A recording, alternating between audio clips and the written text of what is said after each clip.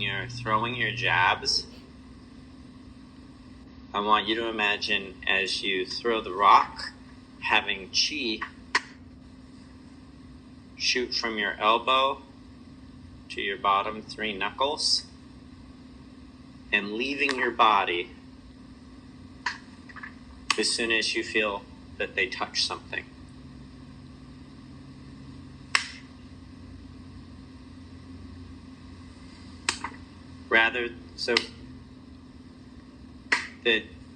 So you may need to close your eyes for a second on the heavy bag, but when you go to throw the jab,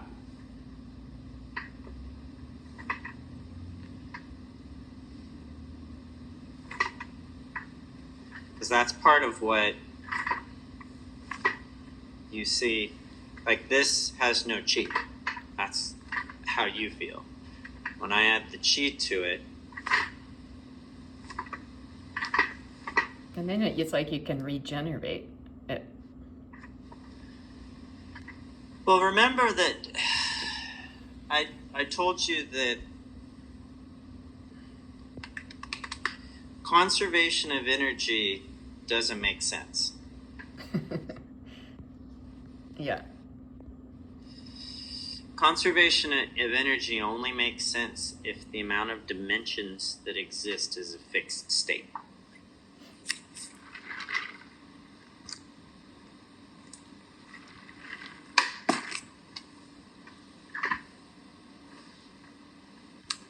Now, we both know that there's enough math that shows that there are more dimensions that exist than what we experience in our current reality, correct? Yeah. So, based on dimensional theory, if I were to take a point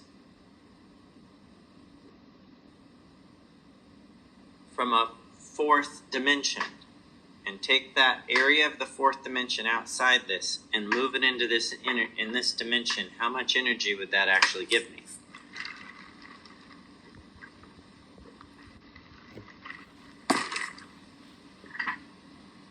Not, well, if it's this dimension, you're not getting much out of it. I think that you're thinking about it. Think of it from a tesseract perspective. Okay? So a tesseract is a hypercube. You know what a hypercube is, right? We've talked about this for being able to picture things. So if I have a cube, right? How many squares are there? Oh, a hell of a lot. In a cube. Well, each if you bisect it, you have. Each plane has an infinite amount. Yeah, I was gonna say. So each one of those faces has an infinite amount of cubes that could be created, oriented on each face. Correct? Right. So if I take a single point of energy, I'm creating as much energy as there is in this entire reality, potentially, depending on what point is being exchanged. I see what you're saying. Also, what's interesting is if I were to take a 2-dimensional object and bring it into a 3-dimensional world, I also release an infinite amount of energy. Why? Well, because it's going to not stay 2-dimensional, and so it's going to become 3-dimensional. It won't stay. If I took a 2-dimensional thing and I brought it into a 3-dimensional world, it will gain additional dimensions. Correct? Yes, that makes sense. So if you go with the idea that being able to have, we know that these dimensions exist, and if you think about the idea that we know that it's possible for dimensions to exist greater than us. This is one of the problems that physicists have. It's why they have a problem with black holes. So if you have a point, then the point now becomes, technically, could be a point anywhere on a line, and a line makes up. But it also could be a point anywhere on a tesseract. Right. anywhere on a Which so makes it point- infinite in every direction. Correct. So the idea that you have that statement is true within a subset of mathematical equations, but it's only true within the brackets. If you start including other things, it's like being able to mention that you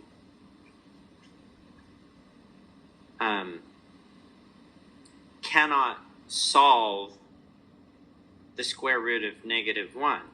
Well, you can't solve the square root of -1 within 3 dimensions. Mm-hmm. Okay? I is an imaginary number because it represents a dimension outside of the 3 dimensions that we currently have. Mm-hmm. Right? So, there's a subset that we have. Now, that doesn't mean certain interactions, because certain interactions, if we agree that multidimensionality exists, we either have to state that it's fully isolationist or that it interacts in different ways with our current reality. And if it interacts with our current reality, then by definition, you're going to end up having energy imbalances and things that end up being able to switch. Mm-hmm. It's one of the, that's why you'll see these wild things. Like, there was this one article that was written recently saying that there was a scientist who posited that we actually exist inside of a black hole. And he had pretty good, and I know what the guy was trying to do. He's basically trying to tell the rest of the scientific community to shove it, because he used all of the same argument or all of the classic people. The non-scientists are taking a look at it going, oh my gosh, we live in it. And what he's really doing is going, you guys realize that there's fundamental flaws. If I use the same arguments you're using, you can't disprove my theory that we live inside a black hole. Because to do that would require you to be able to acknowledge influences beyond that. Does this make sense? Mm-hmm. That's what the guy was doing. That sounds like a fascinating article. Yeah, all you have to be, you could find that one pretty easy on, and that's not, and he was so clever, or she, I forget who wrote the article, but they wrote it with the idea that there is absolutely nothing in there that would be restricted knowledge. Nothing. Mm-hmm. Nothing would be restricted. Because it's using all of the currently used things out there. Mm-hmm. And it looks like they're making an argument on the surface for us living inside, our universe being the inside of a black hole. But the reality is they're using this as a way of demonstrating the fallibilities of the current limitations of what they're saying. That's pretty awesome. Yeah. Yeah. Yeah, no, whoever wrote that one was super, super good.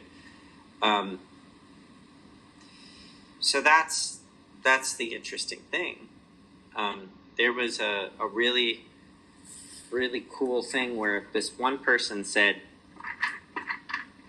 they were having this discussion. So this one person says, "Well, what if they're aliens, right?" So there's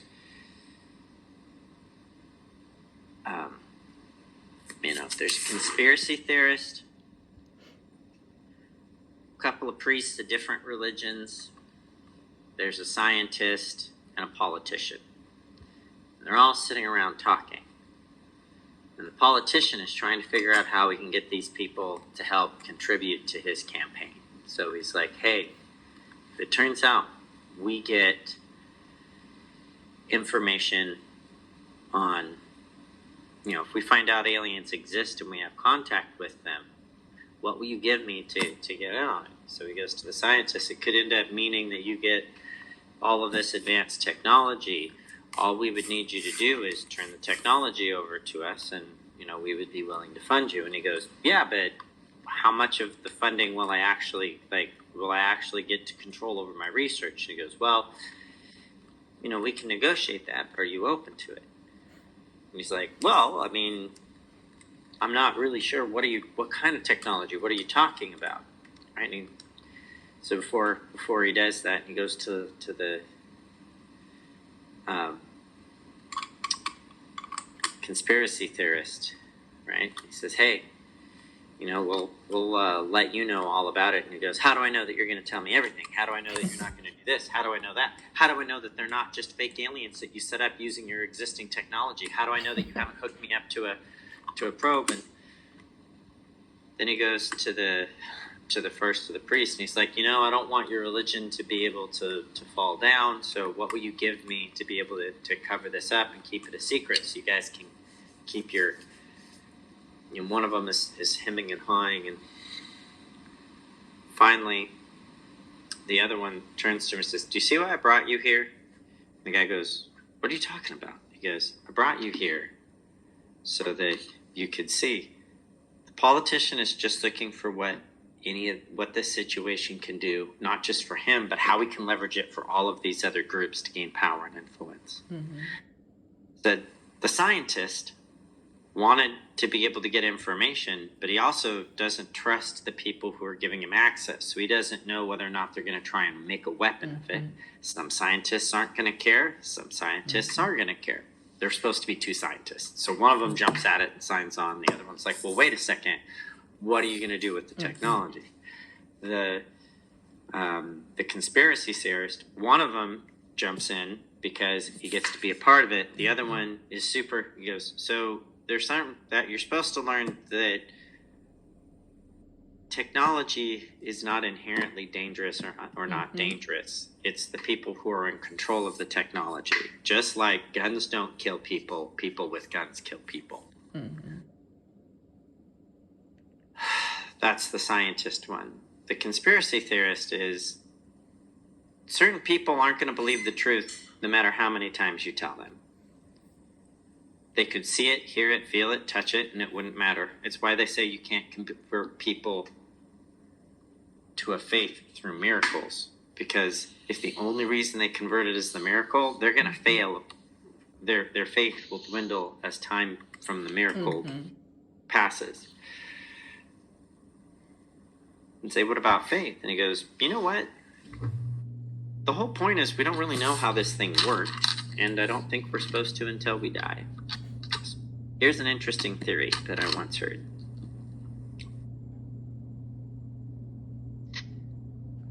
And he goes, I have a story for all of you. Politician, the story's for you too. He goes, I was talking with a friend of mine, and he's a scientist. We happen to have a group similar to this, so we all tried to see if we could find a way for everything we all believed to simultaneously be true, even when it looked like we were in contradictory positions, as an exercise in communication. Here's what we came up with. It goes, what if what we think of as God is somebody who's like a 9 or 10th dimensional being? And that 9 or 10th dimensional being had a bunch of other beings that it was trying to raise up from the time they were 4th or 5th dimensional beings, and they kind of got up to 6th or 7th dimensional beings, and they got stuck in their progression. And they were looking at whatever they needed to be able to do. Now, in terms of beings, they got way more power and way more knowledge than just about anything else in the universe, because they're pretty powerful, right? I mean, compared to where we're at 3, somebody who's like let's say God was a 12th dimensional being, and you get exponentially more powerful as you move.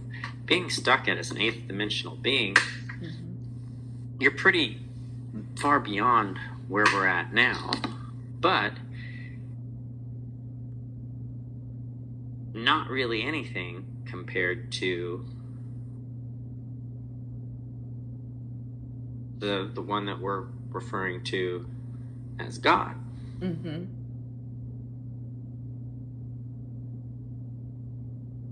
And he goes, okay. She goes, so what if there was a plan where they thought, I know what we need to do to break through this is we need to have you experience things in a limited fashion. So what we're going to do is figure a way out to shove your consciousness and limit so you don't have all of your power, but we're going to shove you in and have you merge with a 3-dimensional physical existence.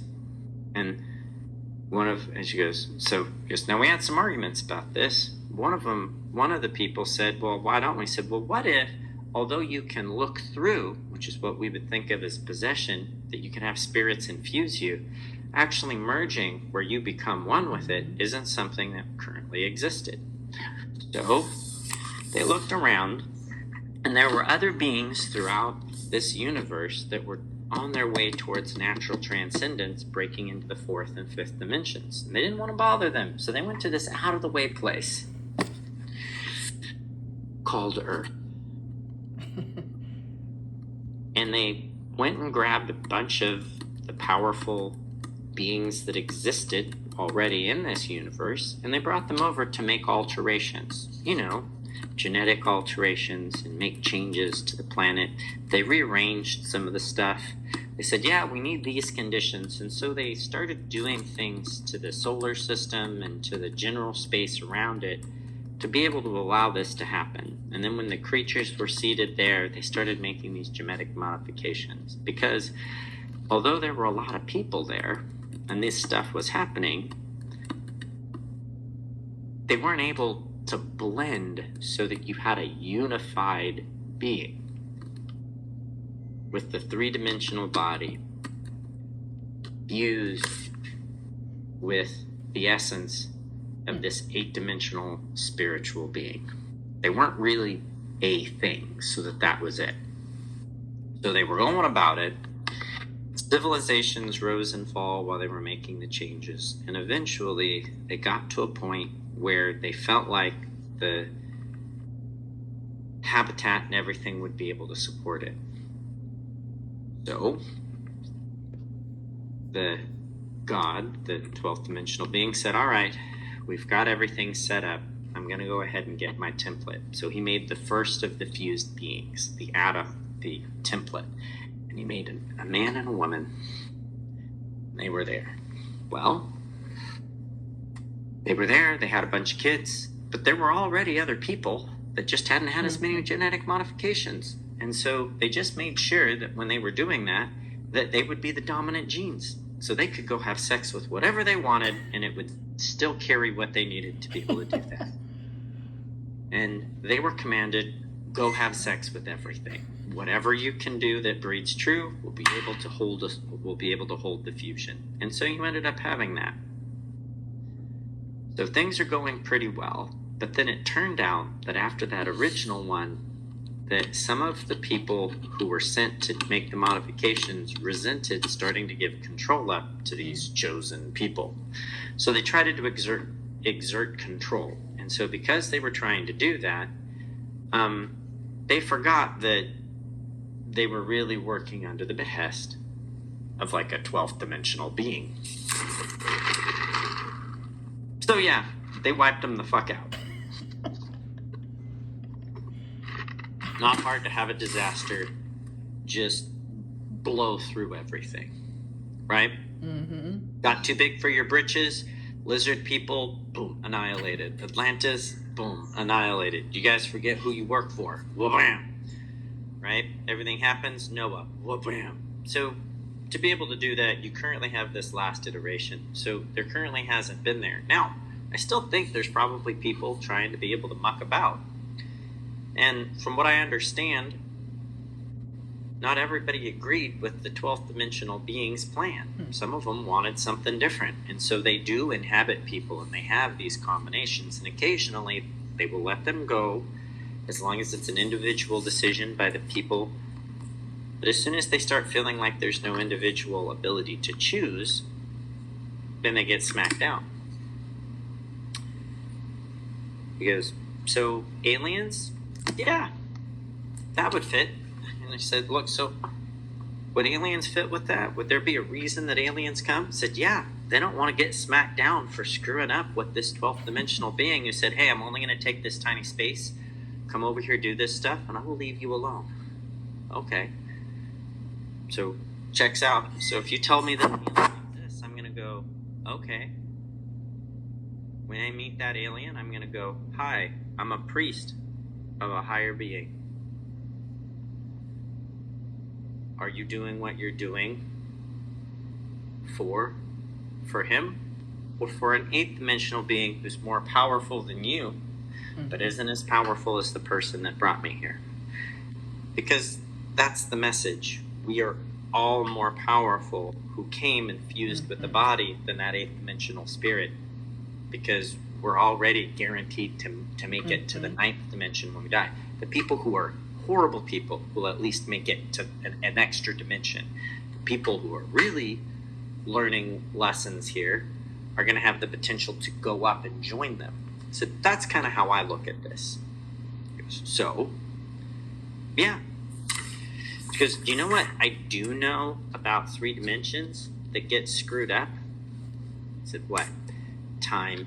He goes, yeah, well, what about the people who say that, the earth is a lot older? And he goes, got an interesting thing about time. If you turn your cell phone on and you drive really fast, your cell phone does not accurately track time. You know this, right? Yeah, I was going to say, I've heard it. Yeah. Okay. So we know that time is not a constant. So any time references that you have over a long period of time, and if you're talking about the creation of a universe, do you know how much speed and movement there is in that? Yeah, you're going to end up with a lot of time issues. So unless you're using created this in a day, or it's a day as a division of night and dark, you got a lot of issues with how you're trying to actually describe time, right? So let's just say it meant that there were 7 periods of work. Because if you look at it as everything being literal, I can't talk to you, you're an idiot. Because there's just so many places in the Bible that nothing is. So you honestly think that we're all olive trees and plants? Is that what you're telling me? And we all have one less rib than men. Correct. Do you see the problem? And he went, oh, okay. So let's just say that. You can argue what that is. All right. Hey, conspiracy guy, is there enough different possible conspiracies here to keep you happy? He goes, this would explain, and he went over, yeah, but what about the government? I said, I gave you reasons. There's this other people that are the forces that are providing an opposition to those other beings to try and choose. And he went, yeah, that works for me. He says, what about this? So what about the aliens? Because the aliens are still here. Some of them are working for the 12th dimensional being. Some of them are working for the 8th dimensional being. Some of them are free spirits trying to just get in on the special world. Yeah, that makes sense. Okay. The scientist looks up at him and he goes, but I don't see any empirical evidence of that. And he goes, really? What's the likelihood that all of these conditions happen to have aligned to perfectly allow the development of our species? What's more likely? Let's use Occam's razor. Is it more likely that, and he started listing off all of the different scientific things that had to have happened. So is this the biggest coincidence in this giant freaking universe? Or is it more likely it's the sign of a pattern? Right? He goes, look, I don't think time works the way we think. In fact, we've shown evidence that the present affects the past. That's my favorite. Which means time isn't linear. Your past isn't linear. That's a lie. We teach it because it's simple, just like we teach people that you cannot subtract 5 from 2. But it's also a lie. Do you know what I'm saying? Like, the past isn't an absolute past. Well, how could my past be different? I said, because your what you do now does have an effect on the past. How much of an effect is not constant, right? The God particle does not create the manifestation of change that goes 2 directions and shine. It magnifies it, right? He says, God particle. So he goes over the particle collision thing, talks them all the way through that. He goes, so the thing is if your past is infinite and your present is finite and your future is infinite, what's that tell you? It tells you that we do not live in 3 dimensions in isolation. That's the evidence for us not being in isolation. So what I'm telling you is, the politician represents the influences, potentially, of both sides. Both those outside forces could be acting, or none. He could just be a self-serving person, or he could be somebody looking for the greater good. And him shutting you down could be stopping you from releasing a technology that would allow everybody to destroy themselves, or it could be turned into a weapon that requires somebody else to act against them to stop that. So it was an interesting way of being able to put it into perspective. Yeah, where did you hear that? I just made it up. I didn't really hear that as a story. I really like it. That should be a story. So the point is, people use labels to feel more comfortable. So if I said that there was an extra dimensional being,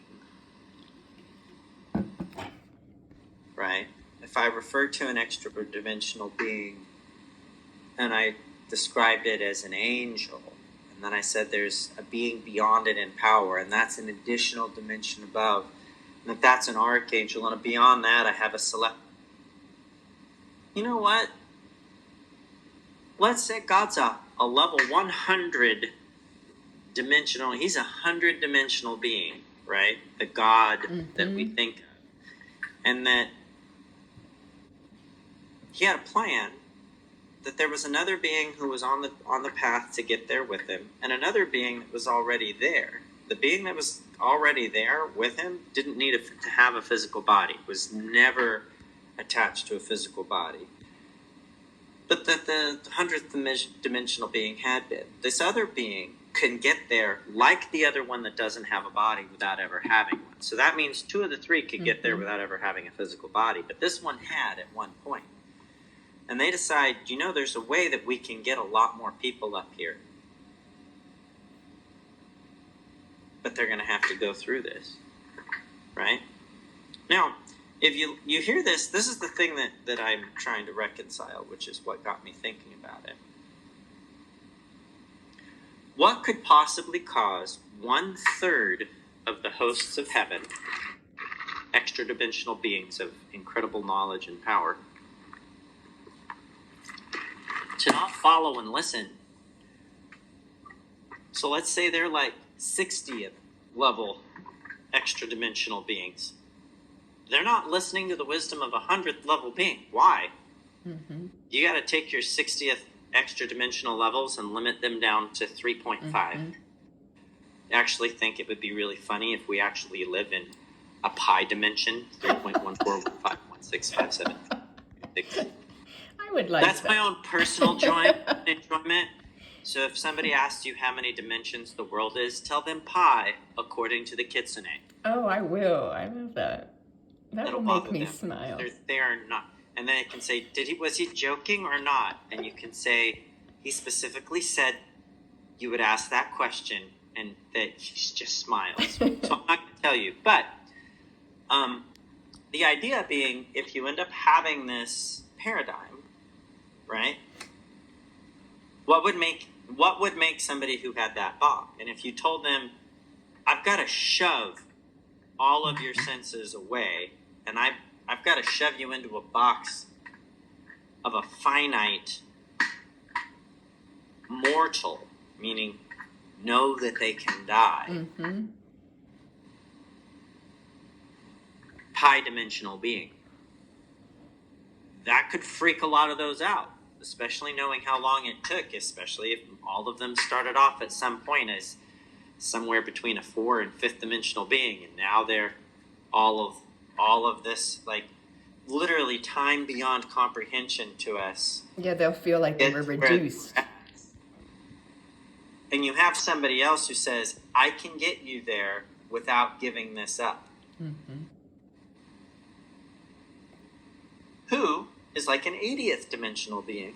They're going to probably go listen to I can understand them doing that, right? Because it's easier. The fundamentals of why they would do that, there had to be a fear. Yeah, and if you think about it, the whole risk-reward thing, if your risk is, hey, you're risking nothing. You're guaranteed by going.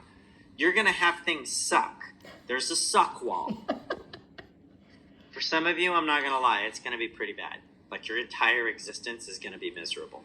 You go through that, you're guaranteed to come out on the other side at least 20. And the thing is it's not like you could get there, it would just take more time. Literally, everybody that he's talking to has hit the wall. Nobody's progressing. Everybody's stuck. How do we get bigger? How do we progress? Well, if we do this thing, I can gain you an immediate 20 levels of dimensional acuity. Right? A lot of people would go. With the potential. Well, I think you would probably get 2/3 of the people who would go, and I think a third of the people. I think that it's a decent idea of understanding where everybody was at. That rationale makes sense, yes, of why they would not. Why they would not. So something like that would tend to make sense to me. So then you end up having this dimensional shift.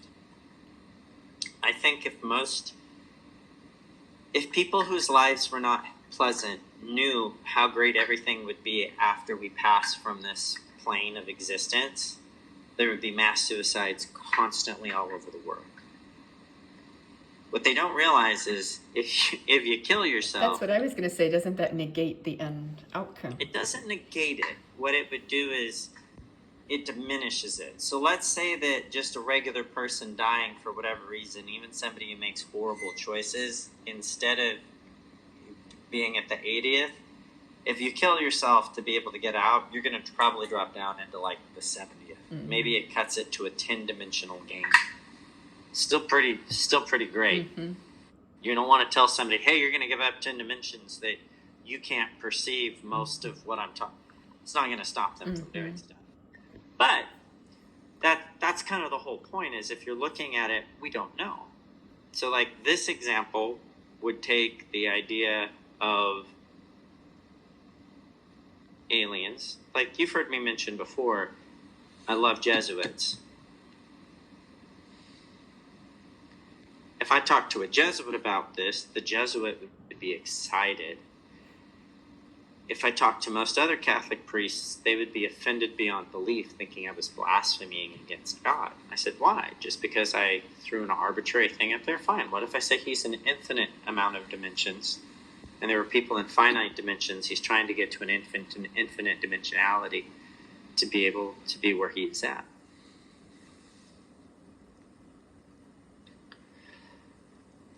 But there's no other life in the universe. Well, where does it say that in the Bible? Yeah, I was going to say, I was raised Methodist, and they would probably all freak out. They didn't have much innovation. Everything was very... That you still have even the... We can look through telescopes and see that there's more worlds on the planet, right? Oh, yeah. Well, who made those? I asked once, I got kicked out of Sunday school. Well, we have the idea that things were organized for purpose, and that organization of things is what led us there. That it wasn't really created, but it was reconstituted to be able to allow this. That's where, I don't know if you've seen that there's a lot of evidence that shows, like, have you ever looked at, you've looked at the DNA, the human modeling, right? I've looked at it to some degree, yeah, not as much as you. Well, you've also looked at animal DNA. Yes, I have. Okay, so when you look at animal DNA, let's take a look at, I will specifically use cows as an example. I know you look at more cow DNA, just because there's more DNA work done on cows than there is on cats and dogs. Sadly, yes. How much modification has been done? In cows? Do you mean between species? No, I mean, if you take a look at a cow and you compare a cow, for example, A today cow versus. if not a today cow, just a cow, and you compare a cow, this is what's interesting. If you compare a goat, a domesticated goat, to a longhorn ram, you've done that, right? No, but that's a good idea. Okay, if you haven't, I don't see any way somebody who knows what they're looking at can look at that DNA comparison And say that not it wasn't modified. genetically. I don't mean through breeding. No, I I mean, know what you mean genetically. that was a genetic. You can see obvious genetic marker changes. Obvious. Well, look at the fox, the actual fox, and debates about is it a wolf, is it a cat, what the hell happened with its DNA? Like, it's not a wolf. No. But there's a whole camp that says it is. But if you know about the DNA, I guess that's what I would say. That reminds me of that. Well, if you take a look at a fox, right? Which DNA has which DNA looks like it has markers that changed it? The fox or the wolf? It's not the fox. No, that's true. The wolf. Right? Yeah. So if you go to look at the genetic markers, foxes look more pure in their DNA form, but even that's not 100% correct. Cats' DNA doesn't make any sense, No. right? Because we've already mentioned the fact that they have multiple blood types. Mm-hmm. Only animal that exists that has multiple blood types except humans. Right. Dogs just have the DEA 1.14 crap. That doesn't actually mean a different type. Correct. But what it does indicate is how, like, there's an interesting theory on the offshoot of that. But if you take a look at fox DNA and you go through it, you can see a distinctive genetic marker, right? And the change that looks like it was inserted into foxes was a DNA that basically it looks like somebody altered the junk DNA in foxes, right? Yes. The stuff that should be trimmed out but isn't. But it looks like somebody clearly altered it. And we have no idea what those alterations are. But it has the same look as if somebody did genetic splicing Mm-hmm. in an today. With having Oh zero yeah, it's idea. like if you put a plasmid and inserted that somewhere. Yes. Now, if you take a look at a cow compared to, I'm trying to think of what the closest thing would be. A moose. Right? Mm-hmm. Moose have pretty pure DNA, right? Yeah, I would say so. When you take a look at a cow, and I mean any cow, you can take a look at any bovine.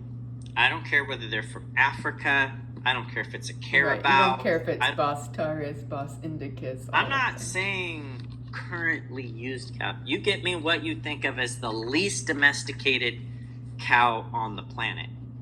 If you look at their genetic signature, you can find 8 places of very, very explicit signs of genetic splicing, right? Yes. All of which point to why humans can drink both goat and bovine milk, Mm-hmm. Very true. right? Yeah. I mean, aren't those splices in the areas that make the determination on protein where all that goes? Because there's a reason that we're not trying to drink elephant milk. There's a lot more of it. Or cat milk. Or cat milk, dog milk. We don't drink dog milk, right? I mean, think about it. If you could milk a female elephant, how much? If you had a female elephant, how much milk would a female elephant provide daily? Well, it could feed an army. It's but we would throw up. We couldn't even Right. We process don't have the that, digestibility. It's- right? Even though we're genetically significantly more similar, right? We couldn't even drink gorilla milk. Gorilla milk would make us sick. And yet, yeah, look at us. Yeah. Gorilla milk would make us sick, right? And yet we're perfectly fine on the other end. So, that's one of the areas where if you wanted to see stuff that makes you go, that's weird. Yeah, I've never really thought about that, but you've opened up a whole new philosophical window. Right, but the thing is, did you know that when you look at the genetic alterations that happen for humans in terms of what we look at and the changes that happen for animals that have been domesticated, that elephants are one of the only animals on the planet that look like they've domesticated themselves? They weren't domesticated by humans, they did it on themselves, but they also modeled the similar behaviors of human culture. There's another one that's similar, but they're afraid to look at it because it's in Australia. Of course. Wallaby. Yeah, I was going to say the wallaby that we love. Yeah. So what's the point of all that? The point is that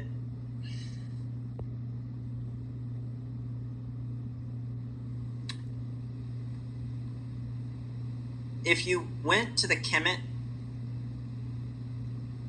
society, which is early Egyptian society, they said they did not build any of the massive monument structures that are found in Egypt.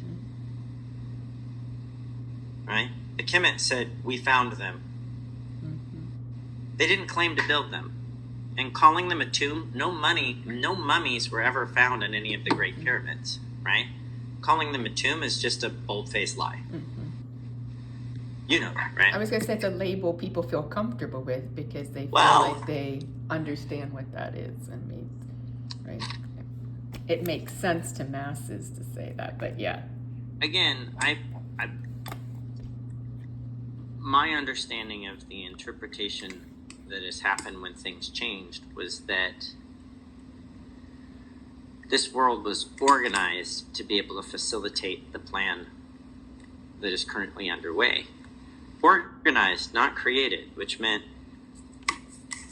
I don't know at what point this thing happened, but like those pyramids are very clearly were not created by the Egyptians. Because the Egyptians said, we didn't build this. Why would they do that? None of the societies in South America said they built those structures. They said, we didn't build this. It was here. Yeah. It was here. Okay, and yet, giants don't exist. But they do. Like, there's all kinds of stuff. They're, like, massive amounts of stuff. Now, do I think that part of it is that the majority of the world... Remember what I just mentioned about multidimensional beings and how that was there? Do you see how that was comforting for you? Yes. Do you know what effect that would have on most people? They'd totally freak out. I really like the idea. Yes, but you have an enlightened mind who understands that everything is not within your comprehension. So and people get bogged down trying to understand everything. Are you going to understand everything? No. Trying to understand everything is what creates problems. I need to hold on 1 second for a quick pause for the cause. I'll be right back.